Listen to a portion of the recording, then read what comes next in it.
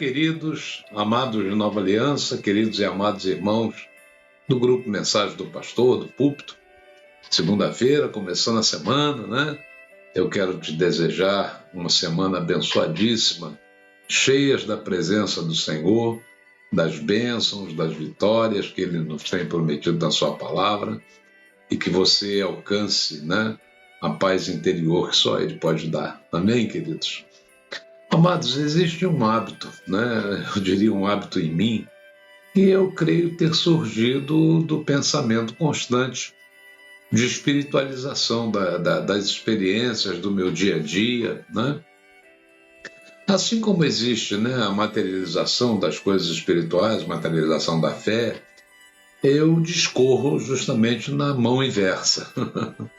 E hoje eu resolvi dar uma arrumada, né, em minha pequena biblioteca.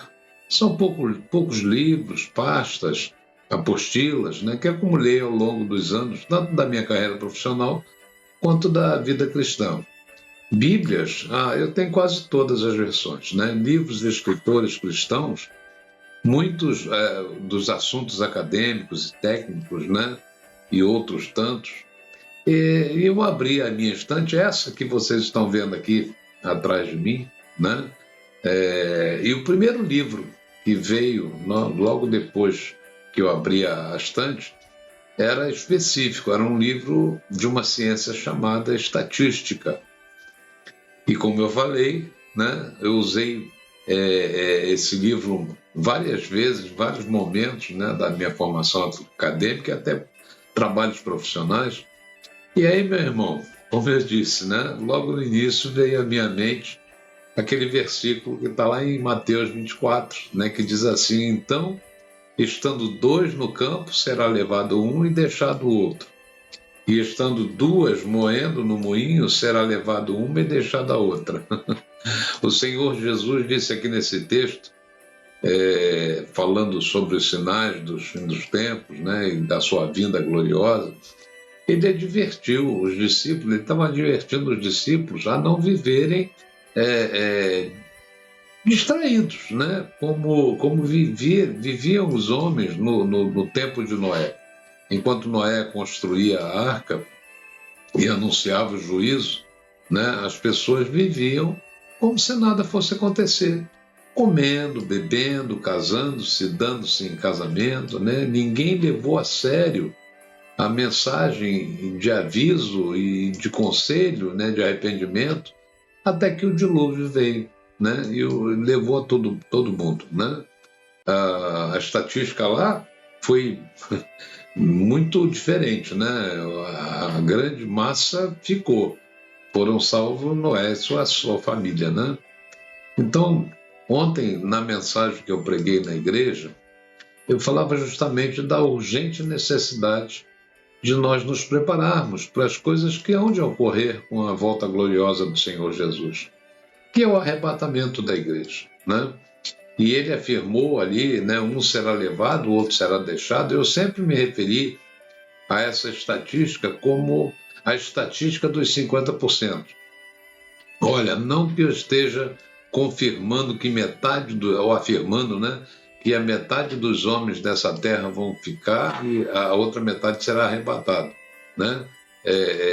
Para o governo, ficará para o governo de anticristo, né?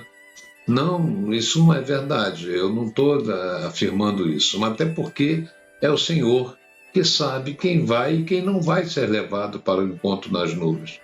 E isso eu afirmo, né, com convicção, está diretamente ligado à afirmação de quem tem e quem não tem o filho, né? A Bíblia diz que quem tem o filho terá a vida, quem não tem o filho não terá a vida, está lá em 1 João capítulo 5. Né? Por outro lado, isso já é do conhecimento, né, do Senhor. Ele sabe, ele conhece, porque também a palavra diz que ele conhece os que são seus. Está lá escrito em 2 Timóteo capítulo 2. Mas, voltando ali na estatística, e aqui cabe dizer que é uma estatística previsiva, né, representativa, simbólica, né, podendo variar para cima ou para baixo, dependendo das atitudes de cada um. né? Como assim, pastor? Eu digo que existem sinais que mostram que quem está e quem não está, quem viverá, né, com o Senhor eternamente ou quem será deixado.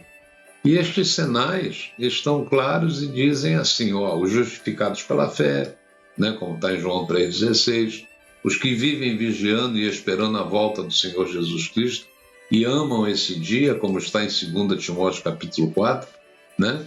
E esses comporão, né, a lista dos que vão ser levados, né? E os que vão ficar serão os que não deram ouvidos à palavra de Deus, aqueles que vivem indiferentemente, buscando apenas seus interesses, canais, materiais, e os que rejeitam o evangelho da graça, como está lá em Mateus, né, 24 também.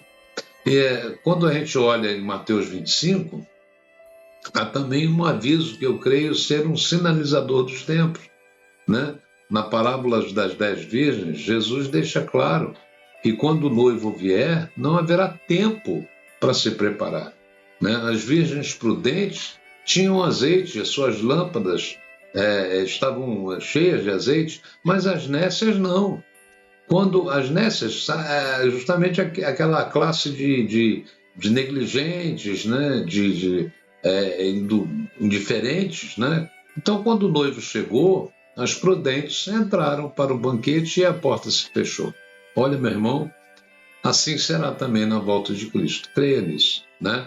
Depois que ele vier, não haverá segunda chance. Paulo, em 2 Coríntios capítulo 6, declarou: eis agora o tempo aceitável, eis agora o dia da salvação. Né? E Jesus disse mais, ele vigiai, porque não sabeis a hora em que virá o Senhor. Então, ser vigilante é estar atento aos sinais proféticos contidos na palavra de Deus, né?